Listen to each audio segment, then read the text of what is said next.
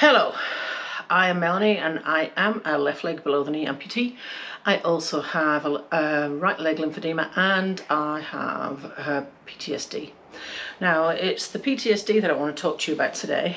I think it is still very, very misunderstood. Now I know that people to begin with used to think that PTSD was just for war zones and soldiers, and I know that a lot of people now know that it's a lot more than that, but there is a whole lot more that people don't know at all, and that's when you get into the complex PTSD zones.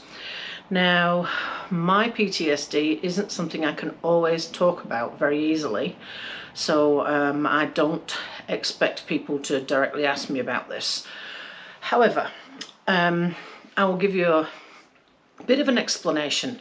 So, simple PTSD, as we usually know it, is when you witness a traumatic event and that going into a similar situation triggers that event. For example, seeing someone die in a plane crash. Now, there's a lot more to PTSD than just that. Mine was actually quite a shock diagnosis. I hadn't even considered what was going on with me as PTSD, and I had a bit of understanding, but I had to rewrite my entire understanding and do a whole lot of research. So my PTSD, there are many multiples of triggers, and the whole thing is, in an illustrative sort of sense, is a bit like this.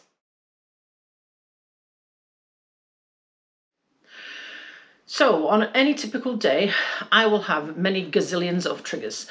The PTSD for me is related to the whole journey that led me to losing my leg. So it starts with a doctor ignoring me. There's a theme right through that people aren't listening to what I'm saying.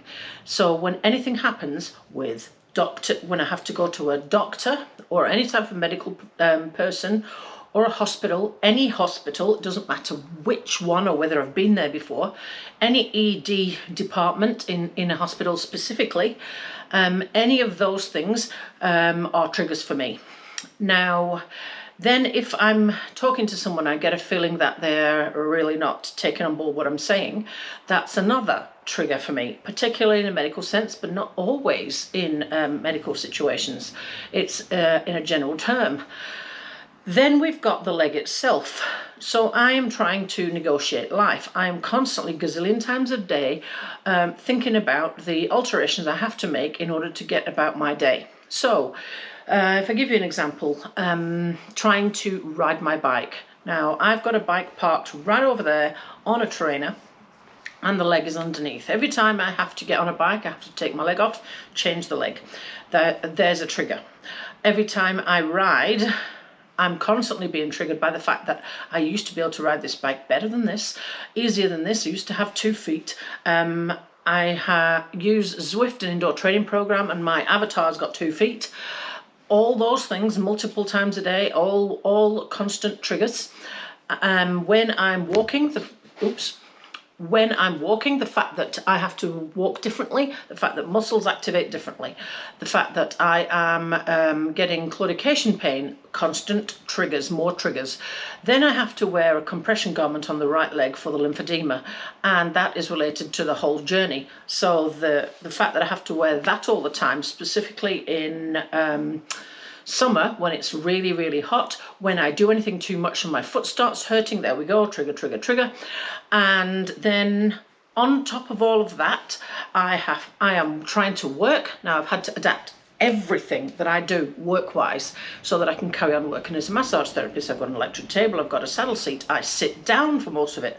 Some things I have to actually have 2 seats because I can't get around the table in the way I want to, and lifting the table up and down, and there's another gazillion triggers every time I have to do an adaptation, reminding me of how I used to be how I was trained and how I used to do this job. The fact that I can't do more than a few hours a day, 3 days a week. I have tried, trust me, it tips me off the other edge and I go into a mental spin and a bit of a meltdown. That is a trigger in itself, the fact that I can't do what I need to do, what I want to do, what I used to do. Then we go to sport. So I am trying out cycling at the moment. I'm hoping to get back to multisport, but on my Facebook timeline, it's now coming into triathlon season in England, and all my friends are doing triathlons. And I remember the fact I used to be competing at that level, the fact I used to be able to swim back and run at that level, the fact I used to be representing my country.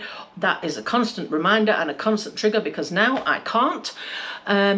What I'm trying to do is get a grip on that by the fact that I'm going to try an aqua bike.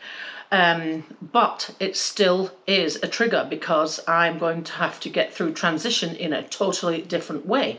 I get in and out of the water in a totally different way.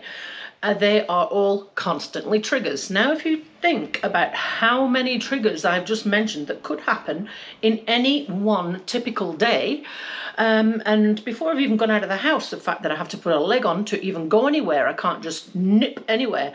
I have a chair in the kitchen which I sit on if I'm cooking, so I don't have to stand up too long.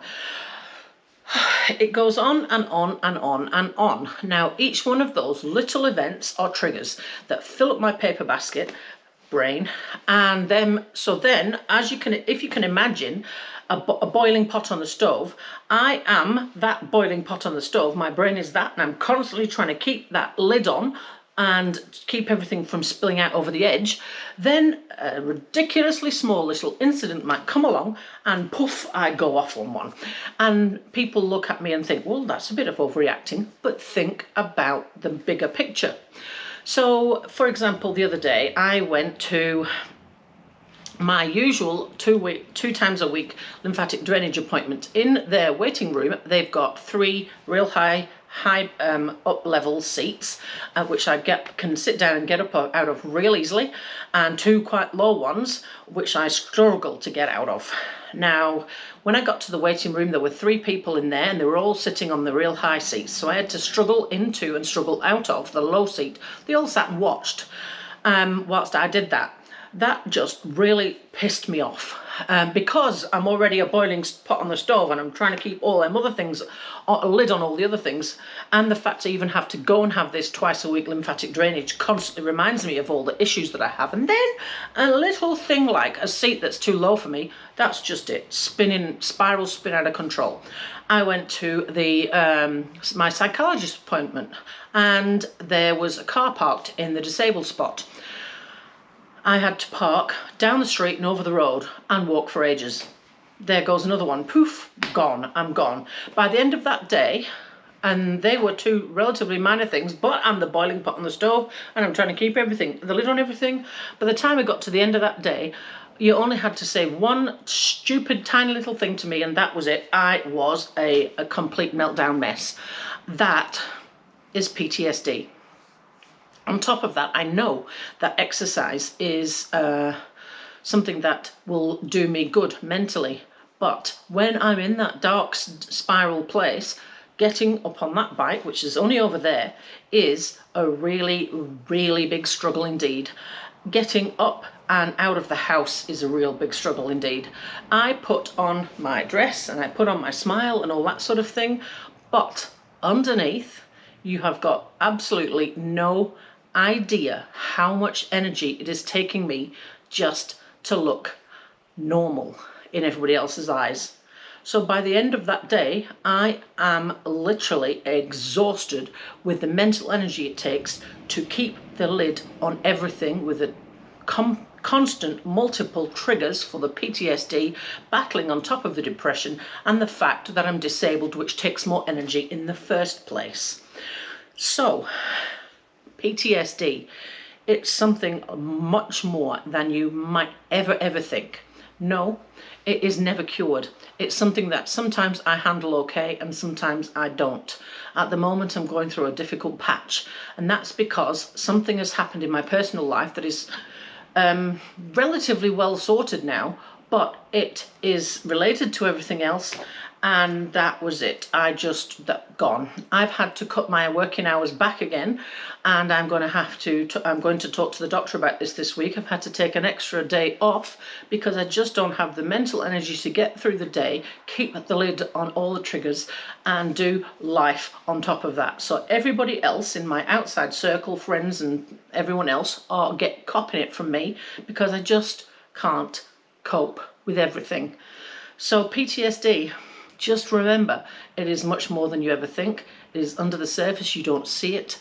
You just see a tiny little smidgen every here and there when my surface cracks, but actually that smile is covering up a lot more than that.